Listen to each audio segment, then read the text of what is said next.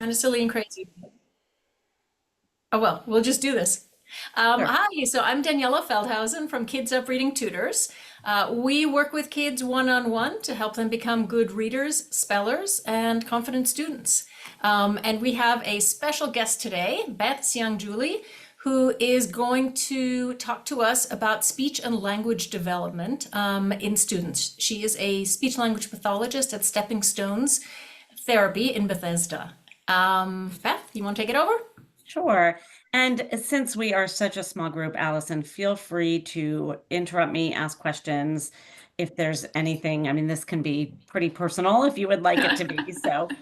So like Daniela said, I'm a speech and language pathologist. I've been doing this for 29 years. I've worked with hundreds and hundreds of kids over the years. I also have two sons of my own. This is usually when I tell people that I will leave time for Q&A at the end, which I will. But again, just holler if there's something burning that you would like to ask me. I am going to share my screen. Okay, can you see that? Yep. Fantastic. I love it when technology works. Okay. Except, why is it not advancing? Oh, there we go. Okay, great. So the first thing I want to talk a little bit about is what does a speech and language pathologist do? There is a lot of confusion out there about our scope of practice. So most people know that speech and language pathologists treat articulation problems. So the child who says wabbit instead of rabbit. Most people know that speech and language pathologists treat people who stutter and probably even people that have voice disorders. But there are a few other aspects to my field, things like language development, pragmatic skills, even feeding disorders. These are all areas that fall under the pretty broad umbrella of a speech and language pathologist.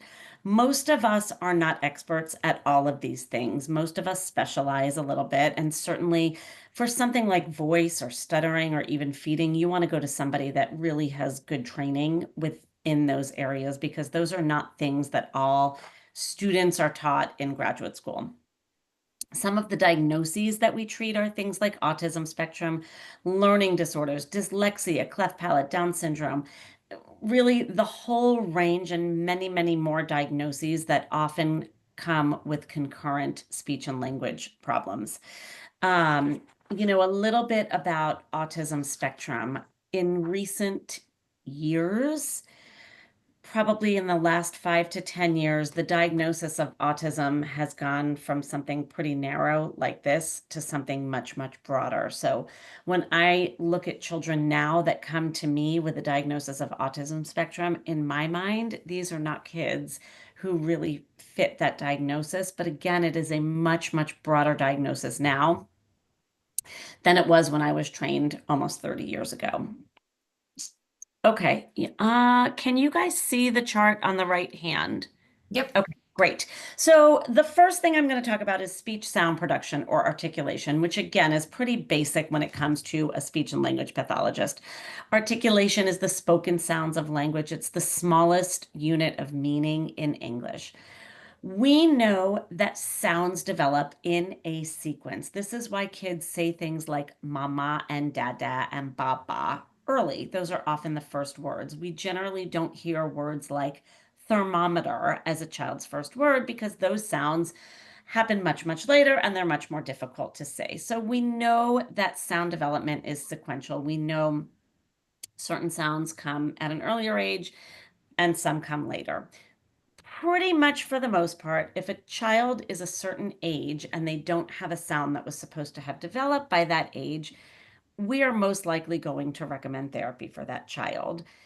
We also need to think about speech intelligibility. So if you look in the middle of the slide, this is something that I pulled from the American Speech Language Hearing Association's website. I actually think it's a little bit of an underestimation of how intelligible kids' speech should be. So if you have a 2-year-old, they're saying you should understand what they say 50% of the time. Uh, I think it could get really frustrating for a 2-year-old if other people only understood half of what they were saying. So I feel like these numbers are a little bit deflated, and I actually think intelligibility is pretty important. So I would rather see these numbers being a little bit higher. I'm going to use the TH sound, for example, which is generally thought to be, say, a 4.5 or 5-year-old sound. If I have a 4-year-old who's been in articulation therapy for some time and we've cleaned up a whole lot of sounds, and the last sound that they have to work on is the TH sound, I'm going to see how quickly I can teach them how to make that sound. If it's pretty quick, I'm going to work on that sooner rather than later because what we run the risk of is having a poor speech pattern continue to habituate itself for a longer period of time. So why would we wait and let the kid continue to say maybe the F sound for TH, like tooth instead of tooth, as opposed to correcting it sooner rather than later? What happens if we don't correct articulation? A couple of things can happen. Poor intelligibility can lead to difficulty with peer interaction. So if you have a child who is not being understood by their friends, that's going to be a real problem on the playground if that child is talking and other kids don't understand them. And even though most kids are not ill-intentioned, they're probably not going to want to hang out with a child whose speech patterns they don't understand. So we run the risk of a child having difficulty with peer interactions. And even probably more importantly than that is its connection to phonological awareness and pre-reading skills. So this ties directly in to the work that Daniela does with her kids. So if you have a child, for example, who doesn't have what we call S blends. So by S blends, we mean S at the beginning of a word followed by a consonant. So a word like spot, S-P-O-T, or school, or stop. Those two consonants together, S plus a consonant is considered an S blend. So if a child is missing S blends and they're in kindergarten, and now the teacher asks them to write the word stop, they're going to write it, they're going to sound it out, and they're going to write it the way they sound it out. And if they sound it out s, ah, p, without the t sound, that's how they're going to write it. So it's really important we get these sounds in kindergarten, first grade at the latest, because it really can have an impact on kids' ability to write and to spell. Any questions about that? Okay. All right, I'm going to keep rolling through. You holler, wave a hand if you have a question, Allison, or you, Daniela, even though you've heard most of this before. Okay, now a little bit about language development. This is the L in speech language pathologist. So these are all things that fall under the heading of language development. When we talk about receptive language, we're talking about input. So what is it that the child understands? What is it that they're taking in? And what does it look like if a child has weak receptive language? So if a child has weak receptive language, these are kids who may not respond to their name. They may not respond when it comes to following directions. In a classroom, we can often see these kids because they're the kids who are looking around at all of the other kids to see what they're doing. They can't follow the direction themselves. And actually, oftentimes with girls, we see that a lot more because girls are pretty savvy at knowing what they know and what they don't know. So oftentimes the little girls can be harder to pick up on because they can mask things a little bit more than the boys.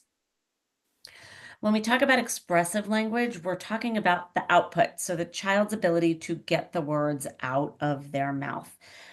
This is a preschooler who maybe uses their hands a lot more than their words because they have a hard time getting their words out. So these are the 4-year-olds, the 3-year-olds, the 4-year-olds, the 5-year-olds that are doing a lot of pushing on the playground because they don't have the expressive language to get their words out.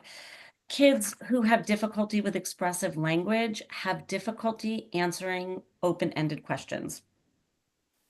So if you say to them, how was your day? They can say fine because that's pretty closed-ended. But if you say to them, tell me what you did at recess today, there are not infinite options to answer that question, but there are many, many options to answer that question. And for a child who has difficulty with expressive language, that could be really difficult for them to answer. So I might try to scaffold that a little bit for that child by saying, first of all, did you have indoor or outdoor recess? Because then that's going to give them a little bit of context to hold on to. Okay, they had outdoor recess. Oh, great, you had outdoor recess. Did you play on the blacktop or on the playground structure?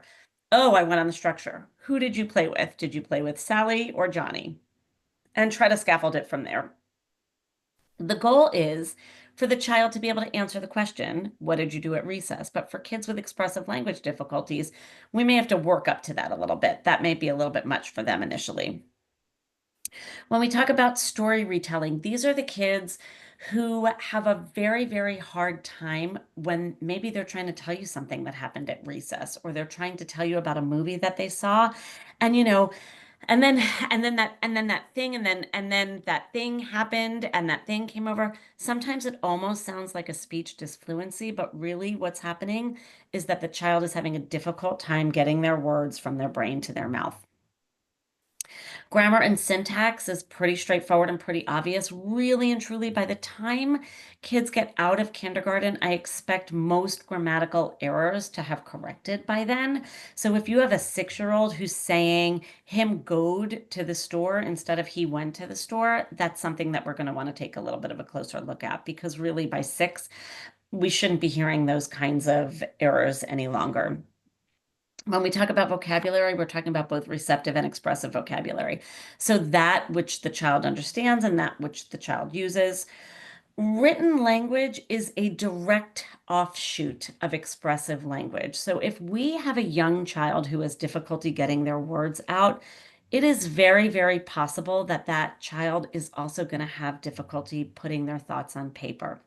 I'm not talking about the fine motor piece. That's a different story, and that falls under the heading of an OT.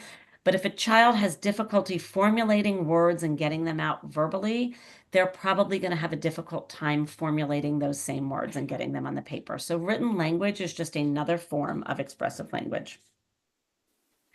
When we talk about higher level language skills, this is more of the thinking outside the box, the inferencing and the predicting. So you might have a kid with great receptive and expressive language skills. So they can read a story or see a movie and they can tell you who was in it and what happened and where it happened and when it happened. But when it comes to things like inferencing and predicting, they have a much, much more difficult time. So these kids tend to be good at more concrete language, but not so much the abstract language. And a little bit later, we're going to talk about ways to sort of encourage that and help that along a little bit. The last box is reading comprehension. So very much, I need to change the order of these boxes. I really need to put reading comprehension under receptive language, because reading comprehension is another form of receptive language. So again, same as if you have a child with an expressive language problem, they're very likely to have a written problem. If you have a child who has difficulty with receptive language, they're probably going to have a hard time with reading comprehension because it's another form of input. So those are the things that we want to be on the lookout for as kids start to read and as they kind of move up through elementary school. In the early days when they're first starting to learn how to read, kindergarten, first grade, they're not reading books that have so much content. So they're reading things like Fat Cat Sat on Mat. There's not much to that, but when they really start getting into chapter books, as their decoding skills progress, we really want to make sure that they're understanding what they are reading. Okay, moving on. Pragmatic language skills. This is one of my favorite areas to talk about and one of the least understood, really, by most people who are not in my field, especially by parents. So when we talk about pragmatic skills, we're talking about social skills, and these are very, very nuanced and they can be very, very difficult to diagnose. We run a whole lot of social skills groups, and in our social skills groups, this is the subset of skills that we're working on. So I had a dad email me about a week ago and say, my son, this was his email to me. My son is struggling with social cues. He's having a hard time making and maintaining friendships. He's not getting invited to birthday parties. Is this something one of your groups can help with? So I sent him back a bunch of information about our groups. One bullet point states groups are run by speech and language pathologists. He emailed me back immediately and he said, but my child doesn't have a speech problem. And I said, I understand that your child doesn't have a speech problem, but it sounds like your child has a pragmatic language problem. And those things are addressed by speech and language pathologists. So, what does it look like when a child has a pragmatic language problem? They have difficulty with eye contact. They can't look you in the eyes when they're talking to you. Sometimes that goes for peers also. Sometimes it's easier for them with kids. Sometimes it's easier for them with adults. It really depends on the child. These are kids who often fare better with adults than they do with kids because adults naturally can repair communication breakdown and kids aren't quite as skilled in that area. So oftentimes when a parent will call me looking for one of our social skills groups, they'll say, I mean, he's great with adults, but he has a really hard time with peers. And that's because of all of these things. Oftentimes, kids with pragmatic language problems have a hard time with imaginative play. So they're really good at things like, say, building. So maybe they can sit down and build Legos for an hour, but it never really turns into a play schema. Building a castle with a king and a queen and a prince and a horse and a moat. There's no story behind it. They're actually just going through the act of building. Nonverbal skills are things like facial expressions, body language, being able to use and interpret those things. One of my favorite stories, my younger son was probably 5 at the time, and I was really, really irritated with him. And I can't remember what was happening at the time, but I was incredibly frustrated. But I was trying to do my best to keep my cool and sort of do my Nurse Ratched impression. So when he asked me if I was mad, I said, no, I'm not mad. And he said, then why is your face like that? He has very good pragmatic skills, and he did at age 5. He was very, very good at reading social cues. But for kids who have difficulty with pragmatic language, they're not going to note the difference between the words that are coming out and what my face is showing because there was a clear disconnect in that at that moment for me. Being able to initiate and maintain conversational turns. So when we talk about conversational turns, we use the analogy of a tennis match, basically, that ball going back and forth over the net. So oftentimes our kids with pragmatic problems, we throw up a ball, we serve it, they answer the question, and then they can't get it back over the net. So what did you do in school today? I did reading. What did you eat for lunch? A turkey sandwich. There's no, what did you eat for lunch? How was your day? It never goes into that back and forth volley of communication. And that is really, really important as kids go through elementary school. Not so important, not as important in preschool, but really and truly by second and third grade, kids are really starting to converse with each other. So if kids are lacking this skill, it's going to be really difficult for them to engage with their peers. Using language for a variety of purposes. So sometimes we have kids who are really good at just asking for what they want. I'm hungry, I'm tired, I'm cranky, whatever it is. But again, there's no, this makes me feel this, or commenting on something like, hey, you look nice today, or hey, this food is good. They're just using language for a limited number of purposes. Again, going back to communication breakdown, and this is why these kids tend to do better with adults, because when something goes wrong, they don't know what to do to fix it. So if they ask somebody a question and the child doesn't respond, they don't have the skill to either say it again louder, say it in a different way, make sure the child's attention is engaged before they ask the question. They don't have those communication breakdown skills. Sometimes we have a situation where there's a personal space issue. Sometimes they're talking too close. Sometimes they're too far away. Sometimes they're too loud. Sometimes they're too soft. There's a lot of nuances there. And these are not things that most kids need to be taught, but a child with a pragmatic language problem really needs to be taught how far away they're supposed to stand with somebody when they're talking to them. That's still appropriate, but not so in their face. These kids have difficulty understanding humor and sarcasm. Again, humor is very, very nuanced. Sarcasm, especially, is still nuanced. My house is very sarcastic. Both my husband and I are sarcastic. My kids are almost 17 and 19. And I'm telling you, at least once a month, one of my kids looks at me and says, are you being sarcastic? Because sometimes it's really, really hard to read. And again, my kids have pretty good pragmatic skills, and still sometimes it's difficult to read. Lastly, these kids tend to have a very limited number of things that they want to converse about, and they tend to know a lot about those topics. So I had a student many, many years ago who was obsessed with the DC Metro system. So he could tell you how to get from Shady Grove to Farragut North, where you had to change trains, what stops were along the way, which direction you had to go. And that was kind of a fun party trick for a few minutes. And then after a while, most kids want to move on from the DC Metro. But he was hyper fixated on that and couldn't really get beyond that topic of conversation. So again, something that we're working on in our social skills groups. It's okay for you to have that interest and to want to talk about it. And you also need to be interested in listening to what your friends want to talk about as well. So again, very, very nuanced, a little bit difficult to teach. Most kids learn these skills. They just learn them, but there is a subset of the population. And again, it's hard to know. It's hard to know timing wise. So I would say in the past 3 to 4 years, we at Stepping Stones are running dozens of social skills groups currently, starting with kids as young as about 3.5 and going all the way up. So it's hard to know if that's an offshoot of COVID or too much screens and kids spending too much time on screens and not having opportunities. Kids don't really go and play outside.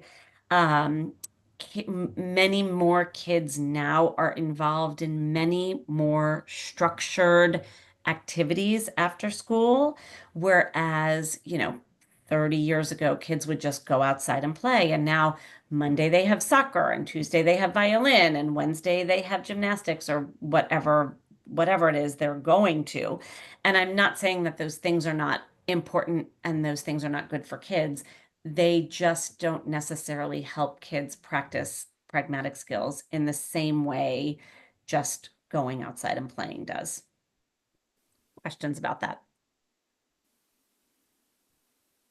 Okay, so what can we do to encourage speech and language development in our young kids? Let's talk about some do's and don'ts. If you have a child who has a difficult time answering questions, asking them more questions is not going to help that situation. So we don't want to be peppering them constantly. Think about what I talked about at the beginning when I talked about scaffolding things for them. So start with a choice question. Did you have indoor or outdoor recess? If it's a beautiful day, you can assume that recess was outside and then you can go from there. Most kids in elementary school, in the absence of other pretty significant problems, can answer those simple kinds of choice questions and then build it from there. And then maybe the next day or 2 days later, after practicing it for however long, then you can say, tell me about recess. But initially, that just may be way too open-ended.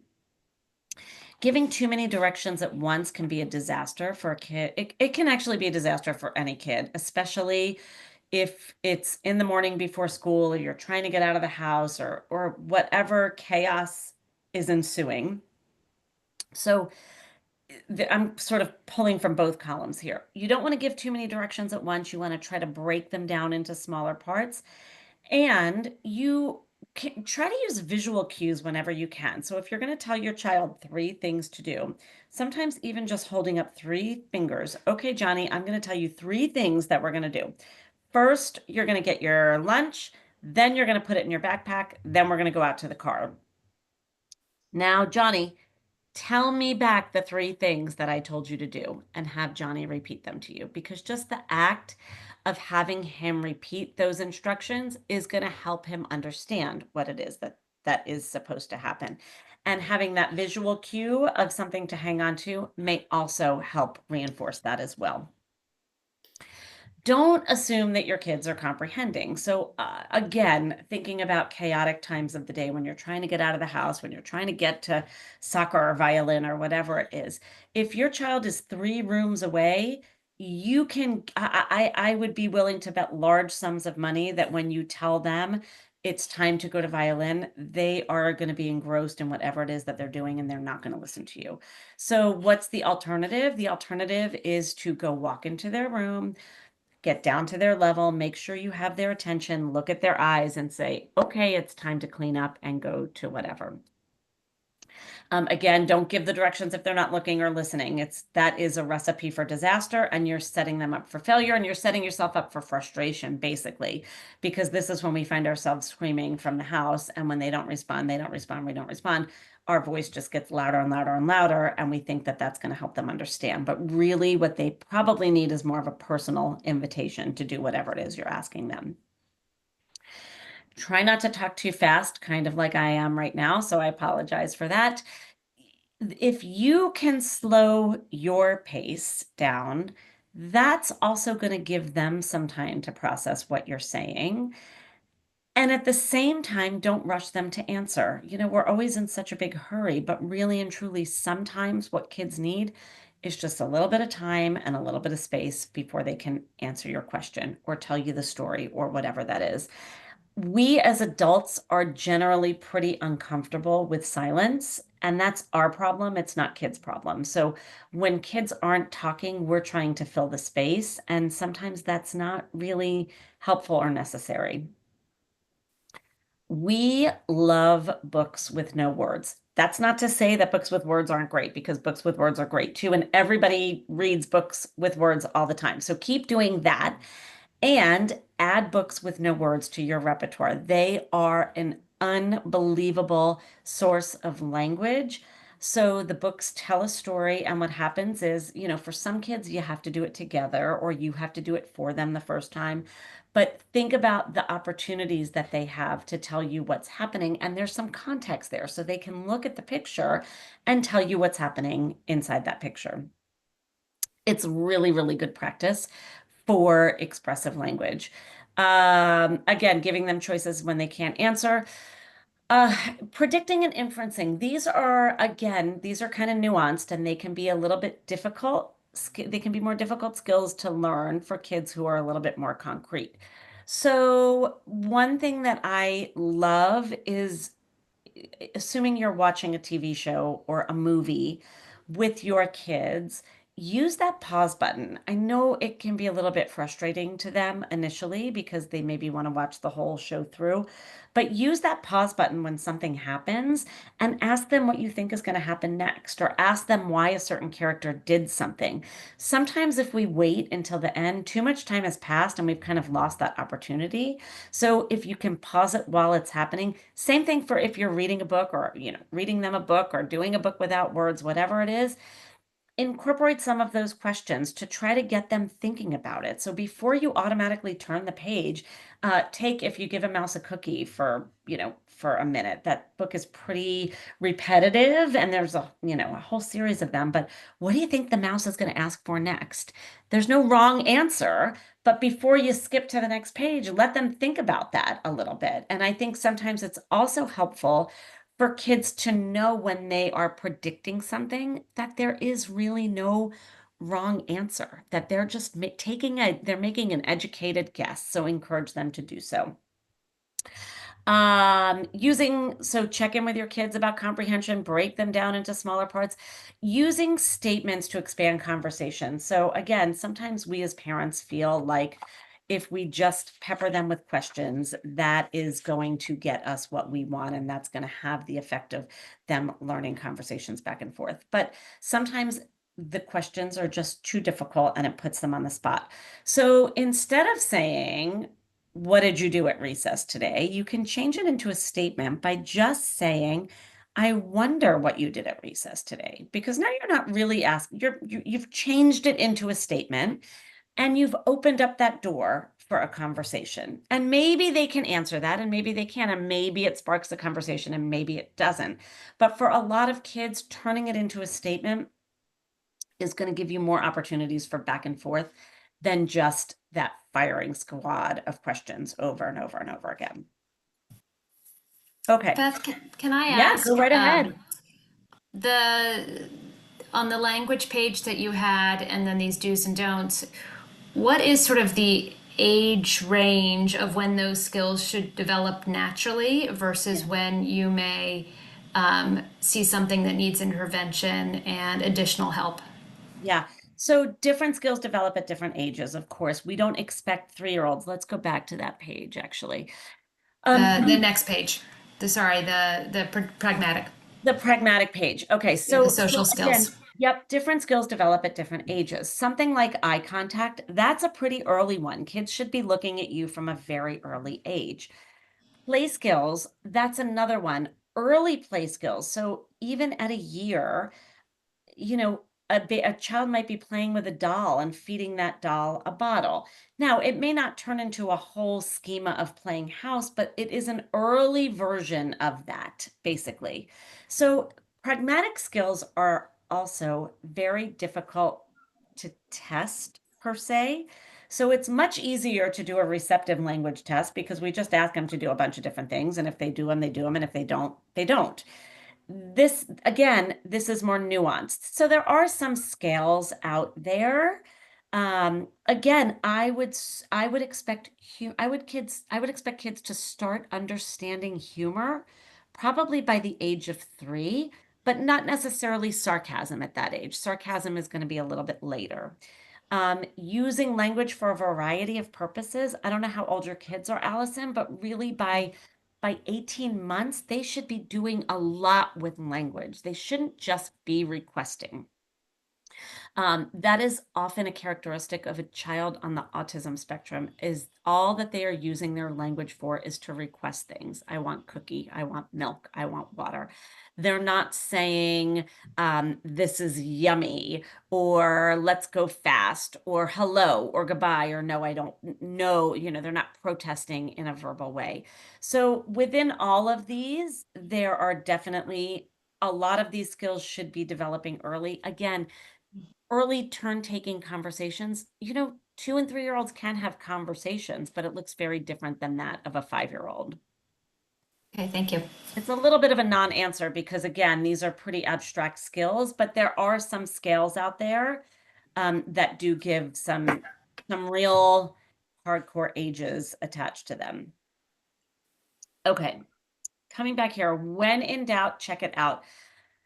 Ooh, I feel very, very strongly about this one, and I feel strongly that knowledge is power. And if you're concerned about anything with regard to child development, you should see a specialist who specializes in whatever that concern is. So I adore my own kid's pediatrician. She is a specialist in pediatric health. She is not a specialist in pediatric development. There are developmental pediatricians out there who specialize in all things related to development, but chances are your regular pediatrician that you go to for your annual well visits and when you think your kid has strep, that pediatrician has not been trained in child development in the same way that specialists have. I cannot tell you how many times a parent will say to me, well, you're telling me my kid needs speech and language therapy. I need to run it past the pediatrician. And to me, again, a pediatrician might have gotten 15 minutes on speech and language development in medical school. This is not something that they specialize in. So, if your child had a problem with their heart, you would take them to a cardiologist. If there's concerns about speech and language development, you got to take them to a speech and language pathologist. If there is any history of multiple ear infections at any ages, if there is a history of chronic ear fluid, that's something that I would want followed by an ENT and an audiologist as well. Again, in most pediatrician offices, they just do a screening, which is pretty cursory. And for a child that has no history of ear infections or fluid, that's fine. But if there is a history of ongoing medical issues related to the ear, I would absolutely say that should be checked out by an audiologist. Most ENT offices have staff audiologists. There are plenty of them around. They're not that difficult to get into either. And usually covered by insurance, which is nice because a lot of other things related to kids are not covered by insurance. All right, Allison, the floor is yours. That is all the material I have. So if you have questions specific to any one of your kids, feel free to give me, let me have it. I have three. I have an 11-year-old and then an almost 7-year-old that I mentioned earlier, and then a 4-year-old. So, you've got. So I'm thinking about each of them as you're talking about different things and sort of seeing what might be relevant in different places. How much of some of what you might see or maybe be concerned about as a parent comes down to personality of the child and sort of extrovert versus introvert in their nature. I think as a parent, you try to gauge, is this a thing, or is this Yep. my personality? I'm extroverted, my husband's introverted. This is Yep. just because this is And different they're than I rare, am. and we don't want to change their personality traits, certainly. And there are scales about things like introverted and extroverted. Having said that, if you take an egg is still an egg, and there are about a dozen different ways to cook that egg, and it's still an egg. So we want to make sure that a child who is introverted is introverted and not language delayed or language Yeah. disordered. This can also be tricky in a house where there's multiple kids. So if your oldest one is a big extrovert, sometimes the younger one just falls into the role because they just want to be different from the other one. So there could be a sibling, there could be a birth order issue happening here also. I would be curious to know how the child did in different environments. So are they better one-on-one than they are in a large group? Maybe just, maybe if there's 5 of you at the dinner table and your 7-year-old is trying to get a word in and your 11-year-old and your 4-year-old are pretty good, gregarious and outgoing, that 7-year-old may just choose to kind of take a back seat. But can that same 7-year-old do that conversation and have those conversational skills when it's just you and he or she alone together? Yeah. And that's really the question. We don't want to change their personality. They are who they are. We have to meet them where they are, and we just need to be sure that we're not excusing something as a personality trait. And it can be hard to tease out. It can be hard to tease out. Right. No, thank you. It's funny. I think kids are so different, even in the same family. Kids are so different. So, I see a little bit of things that this could have related to my 11-year-old, but I think she's grown out of some of those things that maybe I would have noticed or should have noticed years ago. She's my more introverted, actually. And so now she doesn't want to talk to me at all about anything. Well, I'm she's getting also at an preachy. age. I mean, again, we have to think about where they are at different ages. Right. She is I guess, is that considered tween at 11 or pre-tween? Yes, I mean, yeah, pre something that's it's a tough age. That is a tough age. So, you have to be mindful of that also. You have to be mindful of that also. Yeah. yeah. It can be tricky to tease out what's personality and what's disorder. Teachers can be a really good resource. Sometimes what I often tell people, are your kids in public school or private school? Private school. Okay. So in public school, the difference between the top of the class and the bottom of the class is generally pretty broad. There's a pretty wide range between the top and the bottom. In a private school, the bottom comes up, and usually your range is about here. So oftentimes in a public school, some of those kids, unless they are really, really functioning poorly, those kids tend to get overlooked. But my guess is in a private school, you're probably going to have a teacher who is going to be a little bit more in tune with a lot of the things. I would most of are you in DC? I am. Yeah. Yes. Where do your kids go to school, if you don't mind my asking? So my older one is at National Cathedral School. Yeah. My middle one is at Beauvoir, and then my little guy is at St. Columbus Nursery School. I mean, I know those schools, and my guess is if there were some concerns, something would have been raised by somebody along the way. Yes, yes. I trust teachers. I really do. I Yes. trust teachers. Yes. I mean, I don't think any of this particularly relates to any of my 3 kids. I think my 6-year-old has been working with Daniela, and we're sort of trying to tease out what things are more challenging for her and why. But I don't necessarily think they are necessarily some of the things that you've touched on today. But it's good for me to think about and sort of consider, obviously there's a wide range of elements that go into a child developing, and Yes. and so it's sort of the more I learn about various elements, and the more I can sort of see what to look for and watch for, and sort of understand, hey, is this my kid? Is that, or does she do that? Yeah, no, I think she's pretty good in that, on that regard. Yeah. So I think Another it's thing, helpful. so the way I work Mhm. personally, and I can only speak for myself and the people that work for me. If you called me out of the blue and said, I'm concerned my 6-year-old might have a speech and language problem, I Mhm. mean, I am not just going to say, okay, let's make an appointment to check her out. I am going to spend some time on the phone with you, getting a bit more information about what your concerns are. Yeah. And any ethical practitioner should do the same. I can't promise that they're going to, but in that conversation, I mean, so for instance, I'm going to use articulation because that is the most basic.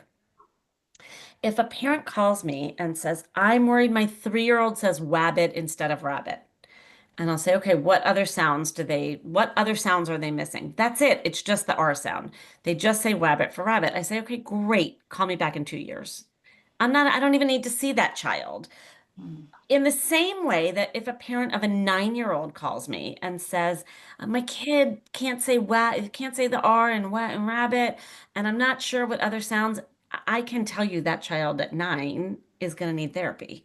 So, but an initial phone intake should tease out some of that Mhm. information. Right. And I'm not going to bring somebody in for a full speech and language for a full speech and language assessment, unless there's something that I'm hearing that Mhm. sounds really concerning. Mhm. That's how I work. Right. No, makes sense. Well,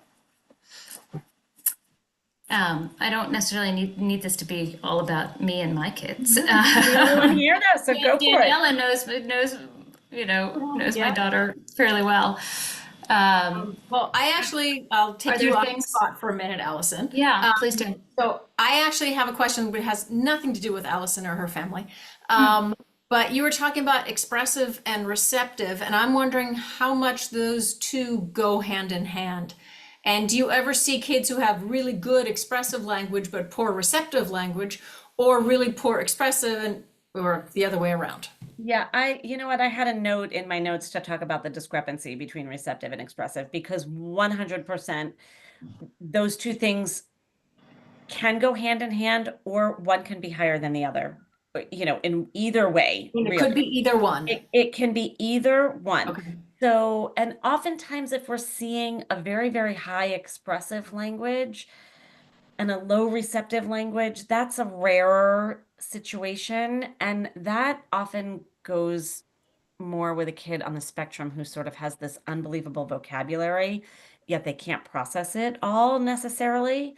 Um, More often, what we see is a child with an outstanding receptive language and a weaker expressive language. So they have all of this knowledge, they're taking it all in at a very, very high level, and they just can't get it out at the same level. So sometimes when we do testing on a kid like this, we're going to find that their receptive language is, at the 99th percentile, and their expressive language is maybe at the 50th percentile, which is considered average 50th percentile. So it's not a expressive language disorder per se, but there is a discrepancy there, and that can make it really hard for that child to get their words out for sure. So that is something that we can work on in therapy to try to close that gap a little bit, and make it so that child can access their language more easily. What if it's when someone has challenges in the way that you just described with the expressive? Um, is that something that you would see sort of all the time, or would that be situational? So, you know, would they consistently and always have an expressive language challenge, or would it just be in certain situations? Well, I would expect it to be most of the time. If it only happens in a new situation. You know, if they're going to a birthday party and there's 20 loud screaming kids there, and now all of a sudden they've clammed up. That seems situational to me. Usually, unless you have a child who sort of has a preferred topic to talk about, usually this is something that we're going to see across the board, and we're going to see kids having a difficult time expressing themselves in multiple contexts. However, sometimes we get reports from teachers that kids are having a really difficult time at school, and parents report at home that everything is hunky-dory. But when we fish a little bit deeper, again, parents aren't necessarily making the same kinds of demands on kids that their teachers are making on them. So when I'm doing an assessment on a child, say a 7-year-old, I want input from the parents, and in a lot of situations, will get input from teachers also, because I want a little bit more information about what's going on in school. And then, and on your chart where you had expressive language, and then you had sort of the written component to it. Yeah. And you mentioned that those two things sometimes go hand in hand. Are there times where they don't? Like, do you see somebody who maybe verbally is very creative and expressive verbally, but yet struggles when it's written? Yes, absolutely. And then I would want to know more about their fine motor to see if that is the problem. Spelling. If spelling is the problem. Exactly, exactly. So then I would want to dig a little bit deeper. Sometimes we also have a situation where a kid has a terrible time verbally expressing themselves, but then when they go to do it on paper, they have more time to process. So sometimes the opposite is true, where a kid can take the time to gather their thoughts and they do pretty well with written expression, because it's not quite as on the spot as verbal expression is. When you're having a conversation with somebody, it can tend to move pretty quickly. And this is, again, some of the feedback that we get, especially from our kids who are, I would say, 10 and over. And the parents will say, they were fine earlier in elementary school, but now when I'm driving carpool and I hear the kids, I just feel like my kid can't keep up. They can't keep up because that conversation is just moving too quickly. But maybe that same kid, when they go to write a story, they can write it beautifully because there's nobody sort of staring down at them, waiting for them to produce it. Now, if you give them a timed writing test, that might be a different story, because they may be really slow. So there's a lot of layers, Allison. There's a lot of layers. I'm now making some notes for myself.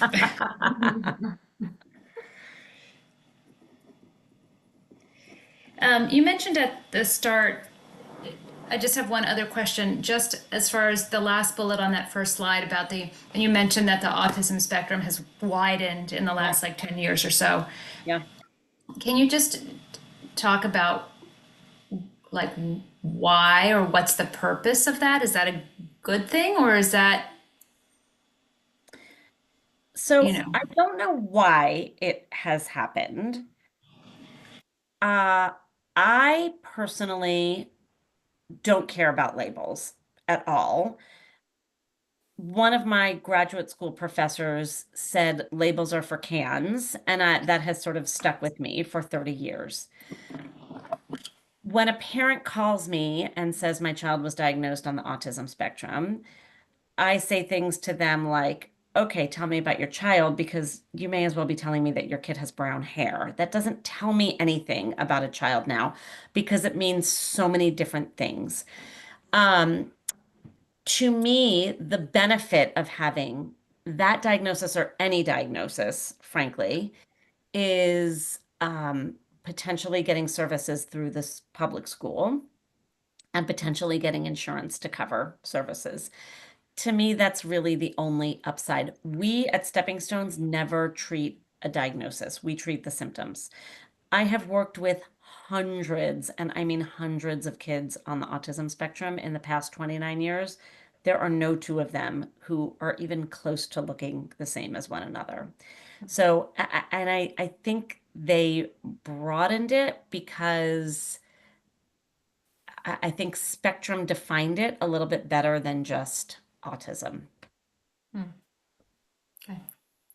I can tell you that if I think back if I think back to the kids that I was treating when I was a graduate student who had a diagnosis of autism, those kids, I mean, they're so much more severely involved than many of the kids who are receiving that same diagnosis code today.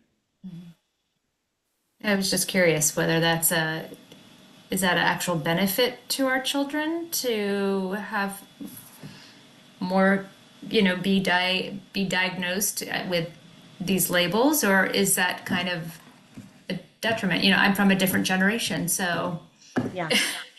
To me, I see the benefit again to get your kid more services, to get insurance to cover things, but outside of that, I just don't know how meaningful it is. I also don't see this. Sometimes parents will say to me, really parents of younger kids, preschoolers, I don't want my child diagnosed because I don't want them stigmatized. I think that that is sort of old school thinking also. I, I mean, there are I, developmental disorders, mental health disorders. I mean, find me a kid who doesn't have something by today's standards. So I don't think the stigma is still there that once was, but that is often something that parents will say to me. I don't want my kid labeled because I don't want that label to follow them forever and ever. I also don't believe that kids necessarily need to know if they've been diagnosed with something like autism spectrum at a young age because I feel like it can be a little bit of you know, used as a little bit of an excuse, I think. So I hesitate to share that stuff with young kids. I think when they get older, that's a yeah. different story. Okay. Okay. I was just curious how you felt about that. Thanks.